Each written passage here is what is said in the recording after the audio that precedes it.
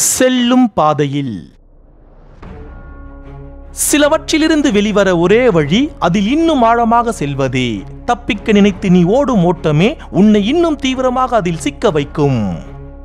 உன் மனதை இறுக்கமாக வைக்காதே. இறுகிய மனம் மேலும் உன் வாழ்வை மோசமாக்கும். இலகிய மனமே உன் வாழ்வை அழகாக்கும்.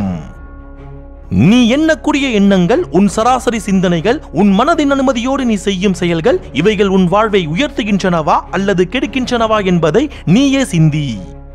உன்னை ஏமாற்றிய ஒருவரை எதற்காகவும் யாருக்காகவும் மீண்டும் பின்தொடராதே. அப்படி பின்தொடர்வது இழிவானது.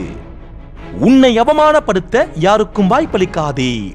உன் எதிரியாலும் நிராகரிக்க முடியாத தகுதிகளை வளர்த்துக்கொள். உன்னை அவமானப்படுத்த யாருக்கும் வாய்ப்பிருக்காது.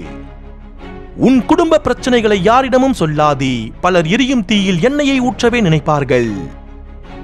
உன்னை அழைக்காத இடத்திற்கு போகாதே. அதற்காக எவ்வித கோபத்தையும் மனதில் வைக்காதே. அது தேவையற்ற சுமையாகிவிடும். உடற்பயிற்சிக்கென்று நேரம் ஒதுக்கு. இல்லை என்றால் நோய் நொடிக்கென்று நேரம் ஒதுக்க நேரிடும். எதிர்காலத்தை மனதில் கொண்டு நிகழ்காலத்தை மகிழ்வுடன் வாழ். நிகழ்காலத்தில் மட்டும் வாழ்ந்தால் போதும் என்று நினைப்பதும் ஒருவித சோம்பேறித்தனம். இன்று நீ தப்பிக்க நினைக்கும் ஒரு சிறு தீக்குச்சி நாளை மிகப்பெரிய தீப்பந்தமாக மாறும். எதையும் சாதாரணமாக நினைக்காதே. நன்றிகள்.